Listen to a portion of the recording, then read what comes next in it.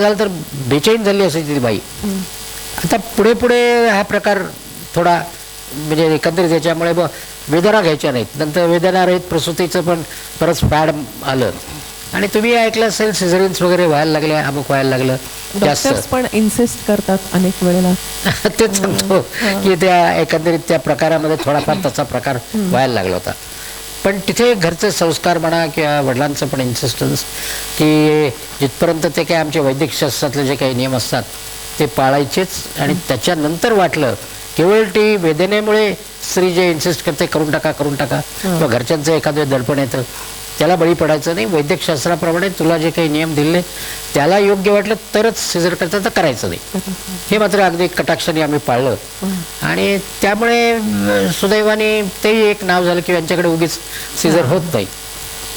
आणि चांगली म्हणजे सुदैवाने मी सांगितलं ना ही प्रॅक्टिस मला अत्यंत आनंदाने आणि चांगली करता आली. वा, मी आता मॅडम तुमच्याकडे वळते. तुमचा थोडासा बालपण, शैक्षणिक बॅकग्राऊंड याही विषयी आम्हाला सांगा. कारण आपण सहप्रवास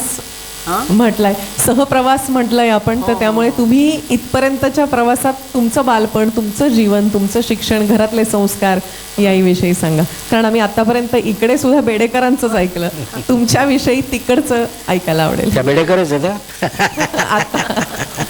मी म्हटलं ते अजून वाक्य म्हणाले कसं नाहीत. आम्ही म्हणजे मी सुचेता मुकुंद वझे पुण्याची आणि शर्मापट समोर म्हणजे पुणे मुंबई पुणे आपण पाहिलंय ना चित्रपट तो स्वप्नील जोशी. आणि अजून आमचा वाडा आहे कारण मी पेशव्यांच्या सराफांचे सराफ होतो आणि 5 पांडवांचा वाडा म्हणून तो प्रसिद्ध होता. एकच मिनिट, तुम्हाला ऐकू येत आहे?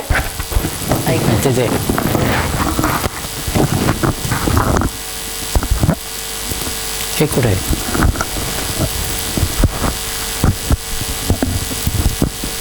ते लावा.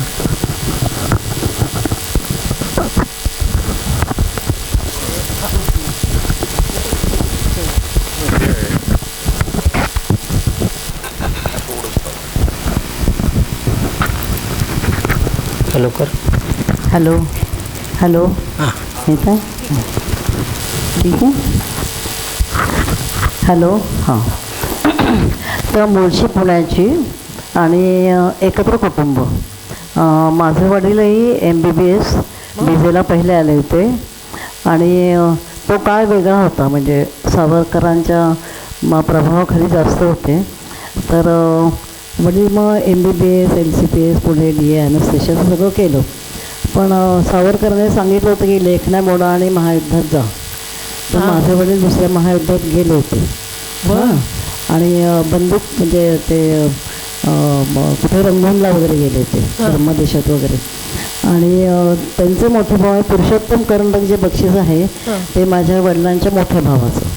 त्यांचं नाव पुरुषोत्तम, यांचं नाव मुकुंद. असे 5 भावंड तिथे राहायचे. धाकटे काका पण मिलिटरीत होते. नंतर मग त्यांचं पोस्टिंग झालं. तर त्यांच्या सरांनी त्यांना सांगितलं तुम्ही काय कसबा बेटे जन्मणार आणि सदाशिव बेटे प्रॅक्टिस करणार. तर वडिलांच्या मनावरती ते वाक्य खूप ठसलं होतं की आपण फक्त पुण्यापुरतं मर्यादित नाही. तर त्यांचं निफाड आणि कुठे कुठे पोस्टिंग आहे ते भिवंडीत झालं. हॅलो लांब कर. हां बस. हॅलो ठीक आहे येईल ऐकायला. हॅलो हॅलो आता बरं आहे. त्यांचं भिवंडीत पोस्टिंग झालं. अजून लांब कर. हां बस. हॅलो येतं येईल. हॅलो हॅलो तुम्ही हॅलो हां. भिवंडीत पोस्टिंग झालं आणि त्यावेळेला भिवंडीत चांगले डॉक्टर्स नव्हते. तर सगळे ते धामणकर, कर्वे, लेले, कानेटकर, वकील वगैरे ते सगळे म्हणाले डॉक्टर तुम्ही भिवंडीत का राहत नाही, एकही चांगला डॉक्टर नाही आहे. मग वडिलांनी ते मेडिकल ऑफिसर होते आणि त्यांची प्रॅक्टिसही बाबांची ठाण्यावर तशी त्यांची भिवंडीला तुफान प्रॅक्टिस होती. मग त्यांनी ठरवलं की आपण इथे राहायचं. आणि मग काम करणाऱ्या माणसाला काय त्यांनी तिथे मग इंडियन मेडिकल असोसिएशन काढली आणि काय ते लायन्स क्लब काढला, कल्याणला संगीत सभा गायन समाज काढलं. म्हणजे सामाजिक कार्यात होते ते. आणि तिथे सेटल झाल्यानंतर माझ्या नशिबाने नेमकं कॉलेज निघालं भिवंडीला. माझी मोठी बहीण भाऊ सगळे डॉक्टर्स आहेत, पण मला डॉक्टर व्हायचं नव्हतं. हं. तर ते नेमकं तर ते म्हणजे तुला काय शिकायचं म्हटलं, मी आपल्या आर्ट्सच आहे. आणि साधेपणात 4 वर्ष गेली. आणि मधल्या काळात काय झालं होतं, बाबा आणि यांचं वडील ते मित्र होते. हां. तर 2-4 वेळा ते रायट्स झाले होते ना मॉमेडियन लोकांचे, तर त्यात माझे दोघं भाऊ पण होते. पण आमचे पेशंट्स मॉमेडियन इतके चांगले की त्यांच्याच घरी मुलं गेली असं त्यावेळेला इतकं वातावरण दहशतवादाचं नव्हतं. तर त्यांचा फोन आला की डॉक्टर तुम्ही काळजी करू नका, तुमची मुलं आमच्या घरात आहे. हां. आणि तिकडचे जनसंघाचे मंडळी वगैरे आमच्या घरात शिरली, त्यामुळं आमच्या घराला धोका निर्माण झाला. पण ते वडिलांनी सगळे सरकार दाखवून आम्हाला सगळ्यांना हलवलं आणि मग ठाण्याला पाठवून दिलं. आणि मग ज्यावेळेला बाबा घरी यायचे त्यावेळेला मी आमचं असं मोठी घरं होती, एका ह्याच्यावरती 8-8 रूमचे फ्लॅट्स होते आणि शेजार खूप चांगला होता. त्याच्यामुळे मग पूर्वी बघा साठवण करायचं गहू तांदूळ. तर आम्ही कॉलेजमधून आल्यानंतर काय निवडत असायचं. तर बाबांनी पाहिलं तुम्हाला 2-4 वेळा. तर ते म्हणे की ही मुलगी जरा गृहिणी चांगली होईल मुलगी आहे आता. तर मी माझ्या वडिलांना उठवाय की डॉक्टर बेडेकर ठाण्याहून आलेत, तात्यासाहेब उठा. आणि मग तो उठायचं. 2-4 वेळा सगळं असं झालं. आणि तोपर्यंत डॉक्टर विजय म्हणजे डॉक्टर झाले होते. आणि वडिलांच्या डोक्यात होतं की डॉक्टर झाला यांचा मुलगा. तर आमच्या ओळखीत एक डॉक्टर मुलगी होती. आणि आम्ही पुण्याला वडिलांनी घर बांधलं होतं शिवाय की हे सगळ्यांचं कॉमन आहे, पण आपलं वेगळं राहू देत बंगला म्हणून तो बांधला होता. आणि तिथे आमचं नेहमी जाणं येणं, पुण्याला 1.5-2 महिने वास्तव्य असायचं. तर तिथे ती मुलगी नेहमी यायची. आणि मधल्या काळात काय झालं होतं की मी तोपर्यंत BA झाले होते. आणि मग वडील सांगायला आले की ही ओळखीत मुलगी आहे डॉक्टर विजयला, डॉक्टर मुलगी पाहिजे आहे का. तर तेव्हा की आम्हाला डॉक्टर मुलगी नको आहे, आम्ही तुमच्या मुलीला पसंत करून ठेवलेली आहे की आम्हाला ही मुलगी तिला विचारा लग्न करणार आहात का म्हणून. आणि मग हे सायन हॉस्पिटल इंटर्नशिप करत होते. त्यांच्या आईने बोललं की विजय रविवारी घरी आहे. आणि माझी आई पण म्हणे की आपण बेडेकरांकडे जायचं. कारणं काही माहिती नव्हती. आणि मग तिथे आम्ही भेटलो. मग दोन्ही घरातून सगळी परिस्थिती उत्तम होती, त्याच्यामुळे नाकारण्याचं काही तसं कारण नव्हतं. त्यामुळे सहज लग्न जमलं. मग पुढे साखरपुडा झाला. तर पुण्याला वझेवाड्यावरती माझ्या वडिलांनी साखरपुडा केला. आणि वझेवाड्यात अजून पुढली माडी आहे की त्या पूर्वीचे हांडे आहेत, त्या लाईचं ते एकत्र कुटुंब बनतात.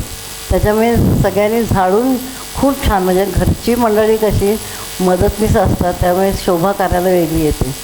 तर तसं झाल्यानंतर सासऱ्यांना साखरपुडा खूपच आवडला. अगदी भारतीय बैठक घालून एक महिना सासूबाईने तर मला त्याच वेळेला इतकं नटवलं होतं, पण त्या भयंकर हौशी होत्या. आणि मग म्हणाय का तर लग्नही पुण्यालाच करायचं. मग लग्न पुण्याला केलं, कस्तुरबा हॉल. मी सगळं विसरले होते. तर त्यावेळेला फक्त कस्तुरबा हॉल मोठा होता. आणि विजयरावांचा व्यासंग मित्रमंडळापासून राजकीय ह्याच्यात वाचनाच्या ह्याचा सगळा व्यासंग एवढा होता, त्याला मला काही एवढं लक्षात यायचं नाही, पण वडिलांच्या लक्षात आलं होतं. तर ते म्हणाले की ह्यांचे लग्नाला 90 मित्र आले होते. असं नाही कारण वडिलांनी हॉलच्या शेजारी एक हॉटेलच बुक केलं की हे 90 मुलांना करू देत माझ्या. आम्ही फोटोग्राफ्स चेक करू. आणि फिल्म नाही, त्यावेळेला लग्नाची फिल्म काढलेली आहे 1973 साली. त्याला त्यात म्युझिक नव्हतं, मग आम्ही सनई बिनई घालून केलं. पण ते 3 तास माझ्या सासूबाई हौशीने दाखवायच्या की बघा त्यावेळेचा तो फिल्म. त्यावेळेला 1973 साली नव्हती फारशी. मग ती फिल्म दाखवणं झालं. आणि असं करत करत दोन्हीकडून संसार छान. पण आईचे कष्ट आणि माझ्या आजीचा त्यांच्यावरती माझा खूप प्रभाव होता. दोन वडील मिलिटरी मॅन होते आणि ते ऑनररी प्रॅक्टिस. आई त्यावेळेला गाडी चालवायची आणि BA विथ इंग्लिश संस्कृत होती. तर तिला भिवंडी शाळेत विचार तुम्ही प्रिन्सिपल होता का, पण ती म्हणे की नाही मला घरच्या जबाबदाऱ्या बऱ्याच आहेत. आणि मग बहीण मेडिकलला सोलापूरला होती. आणि वझेवाड्यावरती काय नेमकं झालं, दोन्ही पुरुषोत्तम वझे आणि नरहर वझे दोन्ही काका गेले आणि त्यांच्या मुलांची सगळ्यांची शिक्षणं आणि लग्न व्हायची होती. मग वडिलांच्यावरती कळत नकळत ती जबाबदारी होती की माझ्या भावंडांची लग्न मुलांचे लग्न व्हायचे. पण मुलं डॉक्टर झाली, माधव वझे हे सगळं शिकले.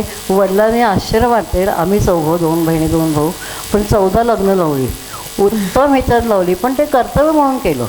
आणि आत्ता आम्हाला हल्ली कळायला लागलं होतं की वडिलांनी इतकं केलं होतं. तर मी सुचेता माहिती आहे का, वाडाच्या वाडा तुझ्या वडिलांनी रंगवला होता लग्नाच्या वेळेला. तर त्यावेळेला हे लोक आपल्यासाठी काय काय करत असतात हे लक्षात येत नाही. पण आपण ज्यावेळेला संसारात पडतो, मग एखादी बाई पोळी खाल्ली का नाही गं, आवडली की नाही, हे सहजच विचारलं जातं. बरोबर. म्हणजे आपला स्वभाव बदलत जातो. त्यामुळे घरातले सासू सासरे, आई वडील, आजी आजोबा यांचा इम्पॅक्ट माझ्यावरती खूपच आहे की ह्या परिस्थितीत त्या कशा वागल्या असत्या. त्याच्यामुळे थोडंसं विवेक हा शब्द मी लक्षात ठेवला होता. महाजनो येन गतः स पंथ असं आपण म्हणतो, त्याप्रमाणे ते त्या जसं वागल्या त्यांच्या पावलावर तसं पुढे पाऊल मागे ठेवून तुम्ही पुढे जात राहिलात. आपण पुन्हा तुमच्याकडे येऊया. तुम्ही सांगितलं MBBS झालं, लग्नही झालेलं आहे आता आणि हॉस्पिटल रेडी आहे जे तुम्ही चालवायला घेतलं.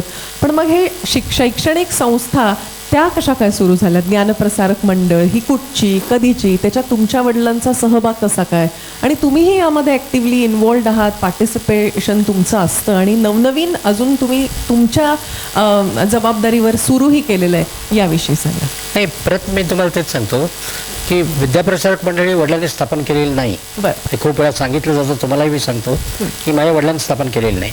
ही 1935 साली तत्कालीन तिथल्या असलेल्या लोकांनी स्थापन केलेली 1935 म्हणजे 35 ब्रिटिश साली. काळ झाला.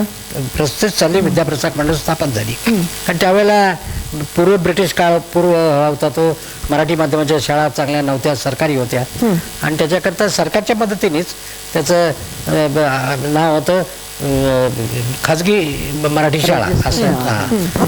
आणि पुढे त्या म्हणजे माहिती म्हणून तुम्हाला ते सांगतो की त्या शाळेमध्ये आम्ही सगळे शिकलेलो. बरं. आणि माझी मोठी बहिणी अपंग होती, तर तिला न्यायला यायला माणसं लागायची. तर एक दिवस ती बाई आली नव्हती म्हणून शाळेतल्या मास्तरनी पाठवलं, बा डॉक्टरना जाऊन सांग की शैलाताईंना घरी घेऊन जायचं आहे. ते म्हणाल दवाखाना आटपला, जवळच होता दवाखाना आटपलेला, मी येतो. ते येत होते, ते जात होते, पण ती एका गोठ्यात बसली होती. तर म्हणाली गोठ्यात नाही बसवली असेल एखाद्या, नाही म्हणे तिचा वर्ग इथेच भरतो. ते जरा त्यांना फील झालं की बाबा गोठ्यामध्ये वर्ग भरतो काय. तर त्यानंतर तेच सगळे पेशंट त्यांचे होते. बोलता बोलता ते प्रश्न विचारते, म्हणाले डॉक्टर तुम्ही आता आम्हाला प्रश्न काय विचारू नका, आम्ही म्हातारे झालो आहे सगळे, तुम्हाला काय करायचं तुम्ही करा, या आमच्या मंडळात या आणि तुम्हाला काय तुम्ही प्रश्न विचारताय ते तुम्ही करा, तर आम्ही नाही करणार. बरं म्हणाले. मग 1957 साली ते तिथे मेंबर झाले आणि मग हळूहळू ते शाळेला त्यांनी डोनेशन दिलं. मग ते त्याची डॉक्टर बेडेकर विद्यामंदिर झाली. त्याच्यानंतर आमचं सगळं याला आम्हाला कॉलेजला मुंबईला जायला लागलं आणि त्यावेळेला मग हाच प्रॉब्लेम झाला होता. मुलं म्हणजे मध्यमवर्ग वाढत होता, बरेच मुलं मुंबईला जात होती. तर याचं काय करायचं म्हणून लोक चौकशी, आपल्याला ठाण्याला का काही करता येत नाही. पण ते फार कठीण होतं, लोकांची अशी मानसिकता नव्हती एवढी. पण ते म्हणाले नाही आपण करू, काय प्रगत नाही. तर त्यावेळची मजा तुम्हाला मग सांगितली किंवा सांगतो. त्यांची सभा झाली. हां, सभा झाली, ठरलं तिथे आपण कॉलेज काढू, खर्च आर्थिक वगैरे. ते म्हणाले बघू आपण चर्चा करू. तेवढे ते गोसावी म्हणून त्यावेळे होते, त्यांना मदत करणार. ते आले दावत संध्याकाळी. ते म्हणाले अहो डॉक्टर ऐका जरा ऐका. ते म्हणाले काय झालं. नाही हरकत नाही, आपल्याला सगळी परवानगी मिळेल, आपण कॉलेज पण चालू करू, पण हे कॉलेज आपल्याला पुणे विद्यापीठाला काढायचं आहे. त्या सगळेच लोक नाराज. पुणे ठाणे आणि पुणे ऐकायला कोणी तयार नाही. ठाण्याला कोण पुणे विद्यापीठाला येणार, ही मानसिकता त्यावेळेला नव्हती. ठाणे, मुलुंड, कल्याण वगैरे म्हणजे मुंबई पुण्याला कोणी येणार नाही. ते जरा वडिलांना लागलं, कारण ते पुण्याचे होते, त्यांचं शिक्षण पुण्याला झालं होतं. ते म्हणाले असं काय करताय तुम्ही, अहो पुण्याचं मी शिकलो पुण्याला, तुम्ही एवढे असे सुचकीचे नाही का, पुणे असेल तर पुण्यात करू आपण चालू, त्यात काय. नाही म्हणे डॉक्टर काय चालणार नाही, कोणी मुलं येणार नाहीत, तुम्ही उगीच आग्रह धरू नका. ते म्हणाले माझा आग्रह आहे. एवढं तुम्ही पुण्याला हे काय करताय, बघू आपण काढू, मी करीन सगळे काय व्यवस्था असेल ती.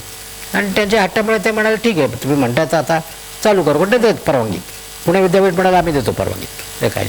पण त्यांनी चालू केलं. आणि तुम्हाला महत्त्व म्हणजे गरज, सामाजिक गरज कशी असते ती, पहिल्या वर्षी 600 विद्यार्थ्यांनी रजिस्टर केलं.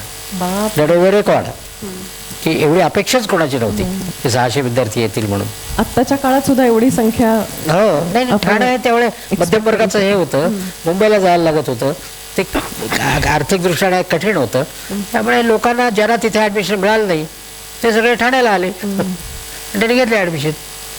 बरोबर. पुढे चालूच राहतो, प्रवास जो चालू झाला तोच. म्हणजे आता KG पासून PG पर्यंत वेगवेगळ्या. अगदी टोटली. बरं, हे ठाण्यापुरतं झालं. मग या इथे वेळणेश्वरला एवढं मोठं वेळणेश्वरची थोडी तेच कथा एवढीच आहे की वडील ज्या वेळेला मला त्यांची मुंजी झाली, काय 8-10 वर्षाच्या असतील बरोबर ना रे, त्यावेळेला त्याची आत्याबाई म्हणजे वेणा आत्ते, हां, तर त्या वेणा आत्या इथे यायच्या आणि त्या आत्याला भेटायला का काय नमस्कार असं काहीतरी वडील होडीने इथे आलेले होते. आणि ते आल्यानंतर तो सगळा इथला सृष्टी सौंदर्य बघून ते आम्हाला नंतरही सांगायचे. मी ही कथा सांगायची आणि अगदी बाबा, कारण माझी आजी घरी असायची आणि त्या वेळात त्या दोन्ही आज्या आमच्या घरी असायच्या आणि त्या मैत्रिणी असायच्या. तर त्यांच्या गप्पा अगदी आम्ही बघायचो, या दोन आज्या बसल्यात मैत्रिणीसारख्या गप्पा मारतायत. तर त्यावेळी ते म्हणायचे फारच सुंदर आहे, फारच सुंदर आहे. आणि मग ज्यावेळेला हे काढायचं ठरलं त्यावेळे यांनी जागा सांगितली की रिझनेबल रेटला जागा मिळते आणि आपल्याला काढायचंच तुम्ही म्हणतो तर आपण इथे काढू कॉलेज. तर मोठा प्रॉब्लेम होता, फार मोठा काही त्याला आमच्याकडनं ठरायला काही हा मिळाला नाही. पण थँक्स टू गोखले मंडळी आणि बाकी सगळी त्यांच्या इथले, ते इन्सिस्टेड हरकत नाही करा, आम्ही मदत करतो. आणि चालू झालं तर चांगलं झालं व्यवस्थित. परत वहिनी तुमच्याकडे वळूया. लग्न झालं, संसार थाटला आणि जसं की तुम्ही म्हणालात की हॉस्पिटल आणि घर हे तुमचं एकत्रच आहे, त्यामुळे अनेक मंडळींचा राबता, मोठमोठे साहित्यिक म्हणा, कलाकार म्हणा, यांचा सातत्यानं राबता किंवा वेगवेगळे डॉक्टर्स, त्यांच्या चर्चा, अजून काही हे सगळं सतत चालू असायचं. तर एका म्हणजे नई नवेली दुल्हन असं जर आपण म्हणू तर तिला आपला संसार, आपला पर्सनल प्रायव्हेट स्पेस हवा असतो. तर तसं तुमच्या बाबतीत कधी झालं का? तुम्हाला असं वाटलं का? आणि वाटलं तर तुम्ही त्यातनं वाट कशी काढलीत? कारण हे आजच्या पिढीसाठी अत्यंत आवश्यक आणि मार्गदर्शक असे तुमचे बोल असतील म्हणून विचारते. आमचं घर मुळात आहे, मोठं आहे. हां, त्याच्यामुळे सगळी मंडळी कुठे ना कुठे खरं सांगा, होती. खरं माहिती बघा ना, घर मुळात मोठं आहे. आणि आता आम्ही टेनंट्सही सगळे काढलेत, त्याच्यामुळे गेस्ट रूम वगैरे 2-4 तयार झाले. काही 5-6 डॉक्टर्स पण राहायला आहेत. पण माझ्या आईने मला एक मंत्र दिला होता की हे विधानसभेला उभे होते आणि त्यावेळेला डॉक्टर आनंद तो 10वीत होता. तर माझं मुलांकडे लक्ष असायचं, शाळेत जातात येतं. मी शाळेत जाऊन काही पर्सनल असं काही विचारायची नाही. पण आनंदाला 36 मार्क मिळाले गणितात पहिल्या परीक्षेत. तर मी म्हटलं बापरे. आनंद म्हणजे मोठा मुलगा का? हां, डॉक्टर आनंद, धाकटा मुलगा. दोघांनी असं यांच्या घरात अट्रॅक्शन्सच किती होती. बाबासाहेब पुरंदरे राहायला काय, सगळे कलाक्षेत्रापासून ते सायंटिस्टपर्यंत सगळीच मंडळी राहायला असायची. त्यामुळे त्यांना क्युरिओसिटी असते की हॉलमध्ये कोण बसले आहे, आईचं काय पदार्थ करणार आहे. त्या गप्पा ऐकल्या तरी समृद्ध होत, गप्पा ऐकण्याचा ज्ञानाचं भंडार. मग शेवटी मी सासऱ्याला म्हणायची की आपली ही नातवंड हॉटेल चालवतील 5 स्टार, हॉस्पिटल चालवणं कठीण आहे. कारण ते रोज आज एक कुठला डिनर सेट करणार, आज पदार्थ कुठला करणार. पाहुण्यांना विचारले तुम्ही आमच्याकडे किती दिवस राहणार आहात, म्हणजे आईचा अभ्यासाकडे दुर्लक्ष. मग मी शाळेत शेवटी एकदा मॅडमना म्हटलं की ह्याचा पेपर तपासला आहे मी आणि सगळी शेवटची स्टेप चुकली आहे. तर म्हटलं तुम्ही बघा 1 तास त्याला अगोदर पाठवू का काय, आपल्याला मार्ग काढावा लागेल. नापास झाला तर आपलीच शाळा आहे आणि घरात लक्ष नाही, असं नको व्हायला. तर मॅडम म्हणाले तुम्ही 1 तास त्याला अगोदर पाठवा. आणि मग त्यांनी गणितात छान 85% मार्क मिळवले. म्हणजे ते फोकस अभ्यासातलं घरात वातावरण खरंच नसायचं. मला एकीकडे वाईटही वाटायचं, पण मुलांना म्हटलं बाबांचं काम करतायत, नशिबानात इतकी छान माणसं आपल्या घरात येतात. पण ते तुम्हाला जागा मोठी आहे, तुमच्या खोल्या आहेत की नाही वेगळ्या, तुम्ही तिथे अभ्यास करा. त्यांच्या बाईंना पण सांगायची, ट्युशन ठेवलं त्यांना. कारण त्या ट्युशनला किती बसायचं तरी येऊन निदान की काय चाललं आहे, वर्गाबरोबर असायचे. पण 70-75च्या वरती नाही, मित्र सगळे 82-85. मी म्हटलं ठीक आहे 70-75. वेळावाकडे अपेक्षा पण केल्या नाहीत, कारण आपल्याकडे तसं वातावरण नाही आहे. पण हे जे चांगलं आहे ना ते प्रत्येकाला चांगलं घेतलं. आणि नंतर मग मुलांना पण पुण्याला डी.वाय. पाटीलला आता हे आहे पतंगराव कदम, तर त्या कॉलेजमध्ये ॲडमिशन घेतल्यानंतर त्या कॉलेजची एक पॉलिसी खूप छान आहे की त्यांनी उत्तमातले उत्तम प्रोफेसर्स त्या कॉलेजमध्ये जास्त त्यांना पेड हे करून प्रोफेसर घेतले. आणि ह्या सगळ्या त्यांच्या जनरेशन तयार केलं. महेशला पेपर वाचायला जा, कॉन्फरन्समध्ये जा, तसं त्यांना खूप ह्या मुलांना गायडन्स खूप छान मिळाला. त्याच्यामुळे त्यांना नंतर मग ते MD झाले. आणि मग सासऱ्यांनी बघितलं की माझी नातवंड सुमेधा माझ्यापेक्षा खूप जास्त शिकली आहेत. हे म्हटलं आणखीन काय नशीब पाहिजे. हो की नाही, की 3री जनरेशन डॉक्टर झाली. आणि त्यांना खूप साधीच होते आणि त्यांना खूप आनंद झाला. आणि मी त्यांना जेवायला वाढायची, कारण आम्ही वाट बघायचो. मी सासूबाई, मग सासूबाई जरा आजारी पडल्या, मी वाढायची, कारण की हाऊसवाईफ आहे म्हटल्यानंतर समोरचं चालूच असतं आपलं. तर मग ते म्हणाले की सुमेधा, खरं सांगू का, माझ्यापेक्षा विजयला विजन खूप चांगली आहे. तर तू कुठल्याही, म्हणजे मी नाही म्हणायचीच नाही कुठल्याही गोष्टीला. सुरुवातीला खूप कठीण गेलं, पण आईने मंत्र दिला होता, समोर येईल ते तू करत जा, ह्याची परीक्षाच आहे, मग आपल्याकडे हे पाहुणे यायचे आहेत. एकदा तर आमच्याकडे लघुरुद्र काढला होता आणि ह्यांचे मित्र 15 जणं काश्मीर पाहायला जायचं म्हणून एकदम न सांगता आले. आणि मी चांदीची भांडी बिंडी काढून सगळं असं छान तयार होतो. तर म्हटलं या, मग बसायला जागा वगैरे होती, पण म्हणजे इतके जणं येणार आहे, त्याच्या एक रात्र राहिले ते. मग या सगळ्यांची सोय कशी करायची? मग काही काही जण हॉस्पिटलमध्ये झोपवलो, 2 रिकाम्या होत्या खोल्या, 4 तिथे झोपले. अशी वेळ पण आली होती. कोणाची नाराजी अशी नव्हती ना, आपण सगळं करायचं आणि कशा नावं ठेवायची. आपण त्यापासून शिकायचं की आपण असं हे होतं का येईल त्याला हसत सामोरं जाणं म्हणजे काय आहे नाही. हे तुमच्या तिथे ना जीवनावर आपली काय म्हणतात समजूतदारपणा आपल्याला ठेवावाच लागतो. डॉक्टरांशी भांडत बसते, त्यांना हॉटेल मी राहायला सांगा म्हणू शकले असते मी, सहज हो की सहज नाही. पण असं मनात येणंच मला वाईट वाटायला लागलं की आपल्याला काय कमी आहे. बरं, बायका आता सगळ्या सुरुवातीला आमच्याकडे 30 बाई आजीने लागायची की त्या बाईने स्वयंपाक करायचा आणि खूपच सर्वंट कमी होते. पण आता सगळ्या पोळ्यांना बाई आहे, वर कामाला बायका आहेत, फर्निचर पुसायला मी सगळ्याला व्यवस्थित बायका आहेत. मग त्याच्यामुळे मला पण रेडीमेड सगळं मिळतं, सुनांनाही रेडीमेड मिळतं. त्याच्यामुळे मग बाकीचे कामं ह्या सुना पुढे करू शकतात आणि पाहुण्यांनाही असं संकोचासारखं होत नाही. अहो सुमेधाताई, सकाळी पहाटे 5ला चहा मिळेल का या मुक्त सुना फॉरेनमधल्या. तर म्हटलं हो मिळेल, कारण सुनांबद्दल बोलत नाही, मुक्त सुना त्यावेळेच्या सांगते. कळलं लोकांना. आता त्या मोठ्या झाल्या. नाही, मला तर पेपर हातात घ्यायला पण वेळ मिळायचा नाही. ही लोक काही पेपर वाचायची. माझी नणंद होती ना मोठी, ती MA विथ मराठी होती आणि तिची स्वतःची उत्तम लायब्ररी होती. त्या मेंटली सगळ्या व्यवस्थित होत्या. त्यांच्यामुळे आम्ही सगळा भारत पाहिला. हां, कारण ते अभ्यास सुमेधा चंदीगडला असं जायचं आहे, मग ह्या विमानाने जाऊ. त्यांची बाई बरोबर असायची. आम्ही खूप, माझी मोठी बहीण डॉक्टर, त्यांची बहीण, आम्ही दोघी बहिणी, त्यांची ती हेल्पर, आणि विमानाने जायचो, 8 दिवसात यायचो.